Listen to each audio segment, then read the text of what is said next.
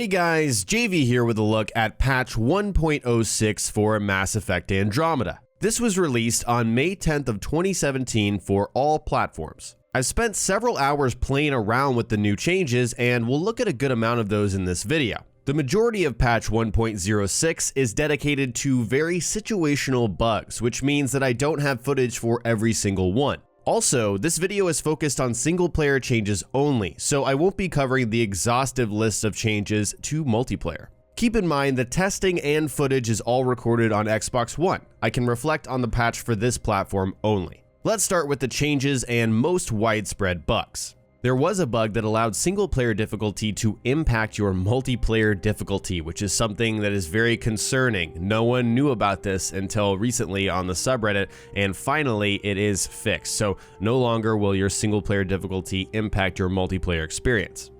There is improved performance and stability. Now, I couldn't say exactly what this is. Over the few hours that I have played after the patch, I couldn't really tell a big difference in performance or stability on Xbox One, but this is usually something you find in most patches, so I'm sure it's a general list of things that have improved. Various improvements have been made to cinematic scenes in the first few hours of the game, not something you're going to see in a 60 to 70 hour playthrough, something you'll only see if you restart the game. I began a new game with Sara Ryder, and it could be because I haven't played with Sara Ryder before, but I couldn't tell much of a difference with her animations and also the characters around me. My general understanding is that the first few hours were already the most polished because most people are going to be experiencing that, and so either this requires a before and after to truly look at the changes, or they are very subtle. Before this patch, Sam would mistakenly tell Ryder that they had new email when they really didn't, and so I traveled to several places and returned back to the Bridge of the Tempest, and it appears from my experience in my game save that this is fixed, and Sam is not telling me that I have new email when I really don't. Conversation options will no longer appear grayed out if new content is available, which is a great thing. Before, it used to be that if you ever clicked on a conversation option, then it would be permanently grayed out even if that character had something new to say on that topic. Now, if they have something new to say, it's going to appear as white. So as you saw with Suvi, I clicked the Angara Origins option and she had a lot more to say, which branched into another conversation that I might have missed otherwise. Additionally, they have improved the legibility of subtitles, and mostly I've noticed there's a little bit of a drop shadow on the text on the bottom and the top of the screen depending on the situation that you're in. This just ensures that no matter the environment, the setting that you're in, you're going to be able to read this stuff, and I have noticed this was a problem before. Now it's much easier to read the conversation options and the subtitles. The maximum Nexus level that you can reach has been increased to 29, and I believe this is to reflect the maximum amount of cryopods that you can unlock in those perks, which is 28. You start at level 1, so now that you can go to level 29, you can get all of those pod bonuses, and that means you can max it out now. As you can tell in the top right, I was retroactively awarded the Nexus level 25. I was capped at 20, the previous cap, but the game tracked the progress that I made to the Nexus level. However, it did not retroactively award the cryopod points for unlocking stuff. So that means if you've already played through the game and you maxed out and you had already accumulated that extra experience, you're not going to retroactively get those cryopods, which seems like a mistake, an oversight. I don't understand why they did that. So I hope they come back and fix that in a future patch. BioWare made single-player balance improvements at higher difficulties, and what you're seeing right now is some hardcore gameplay towards the beginning of the game, and I really do hate when they put balance improvements and they don't specifically tell you what they changed. Now, it could be a reflection of some of the changes they made in multiplayer, and they did make changes to multiplayer in the higher difficulties, so maybe it's similar to that. I'm not exactly sure. It would require more testing, but they don't tell you exactly what balance improvements they made.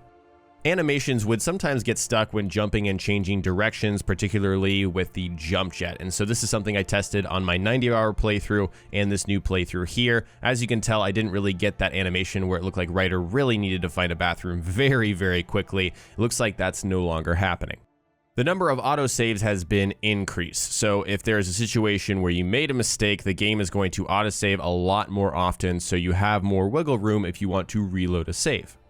Special items will not carry over to New Game Plus, and this is something I'm a little confused about. I don't know whether they're talking about pre-order items, for example, the really good Pathfinder weapons. Those are not going to scale up. I believe this is what this is talking about. Same goes with the armor that you'll get, the scavenger armor, the Deep Space Explorer armor. Those things are not going to carry over into that new game, so you can't expect to find that at the requisitions. That's something that's just going to stay how it is the first time you grabbed it.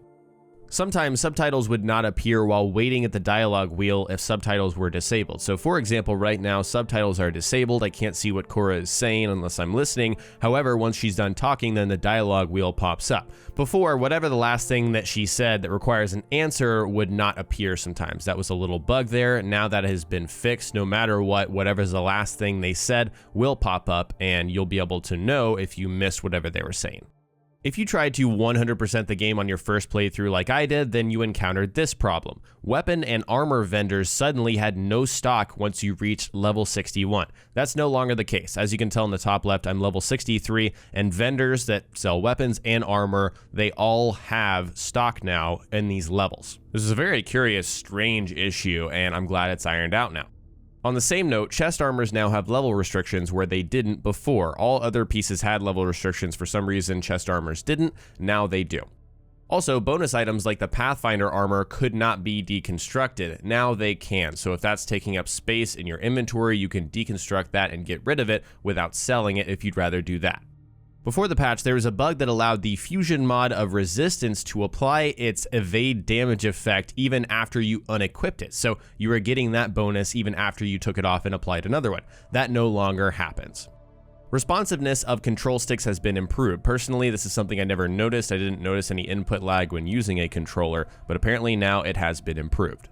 On all platforms, we now have a depth of field and motion blur toggle option. So within the graphics tab of the settings, you can see motion blur on off and depth of field quality on and off. Here's what the game looks like with both of those features on. You can tell motion blurs on a little bit, and especially depth of field. As you can tell, Ryder's face is focused, but the background is blurred. Now both features are off, and there is no blurring of the background or anything like that. There's no depth of field, and I actually had a performance hitch that I had to reload a save to fix whenever I turned these both off. The game was really laggy, dropped frames and everything. So you may need to reload your games at least once in order to see these changes work and not have additional performance issues.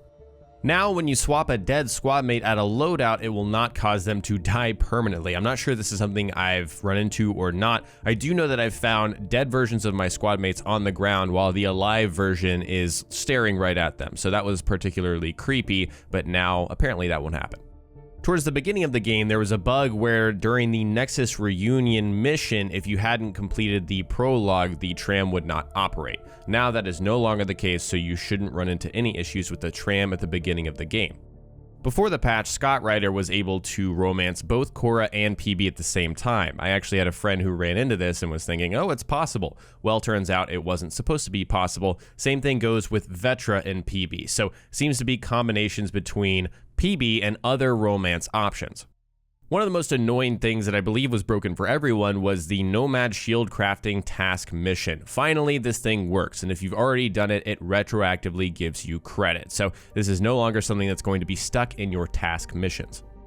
Performance has improved when traveling to Prodromos on Eos, which is the outpost you settle there. So unfortunately, the loading time is still too long. It's fairly lengthy, but once you actually do load up, no longer do you have this very kind of glitchy fly-in scene. As you can see right here, it's very smooth. This was something that was an issue before and kind of carried on to whatever you wanted to do in Prodromos. That is no longer a problem.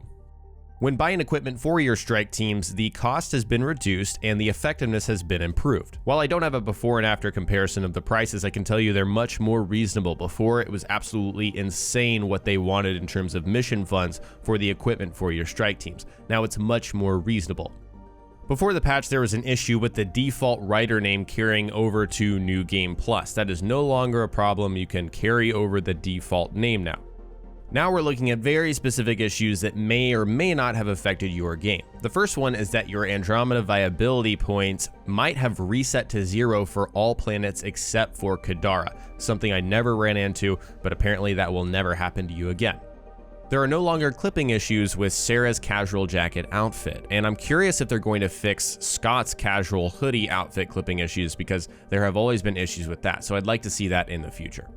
Remnant VI would stop attacking randomly, so that ability works properly now, just like the assault turret ability. Also, turbocharge will not deplete spare ammo when used on a weapon with the vintage heatsink augmentation. Those are two very specific issues that are fixed. The data pads that you need for the Remnant Drive Core task have been fixed now, and some of these I believe you can miss, which is really unfortunate, but apparently if you come across them, now they work.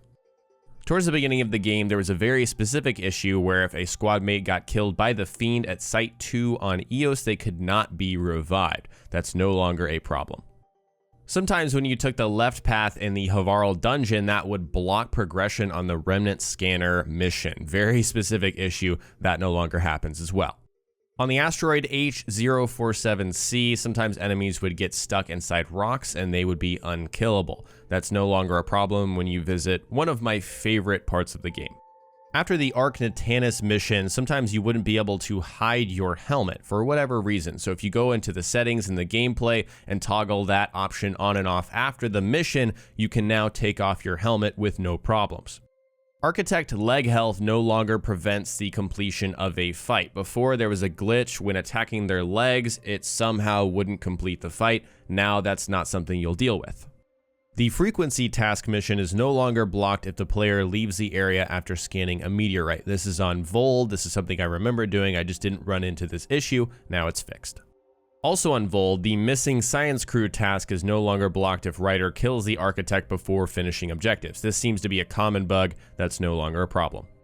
Leaving the Nomad while falling out of bounds no longer results in an infinite loading screen. This is something that would prevent you from playing your game. You'd have to restart it, lose save progress, whatever. That's not a problem. And also the Nomad jump control was not remapping properly. If you want to remap that, you can now. Before the patch in combat, Cora would slowly fall back to the ground after charging an airborne enemy. Now she falls back to the ground normally. At the very beginning of the game, loading an autosave at Site 1 near the power relay station would block progress after encountering the Ket sometimes. That no longer happens. And finally, loading an autosave on the Tempest would sometimes result in you falling through it when you're in space, which sounds terrifying. Never ran into it, but that won't happen anymore. That is it for the patch 1.06 changes and bug fixes. Again, a lot of very specific fixes to very specific problems, which is something you expect in the first few months after the launch of a game. We've seen BioWare promise more substantial updates that have new things added to the game. Again, I tried to separate things from changes versus bug fixes and, more prevalent bug fixes, but to be honest, this was 75% bug fixes, 25% different little tweaks. So we'll have to wait and see when and if those are actually coming in the future. I'd love to know, did this patch fix any specific changes that you needed? Personally, for me, the SAM email spam was so annoying, the grayed out conversation options was really frustrating, the Nomad shield crafting bugged task mission was annoying, and the items not being at vendors when you're level 61 through 70, all of these affected me personally. So in the comment section below, share which changes impacted you the most, as well as which changes you'd like to see in the future. If you enjoyed the video, click the like button and subscribe to my channel for more content like this. Thanks so much for watching, and I'll talk to you next time.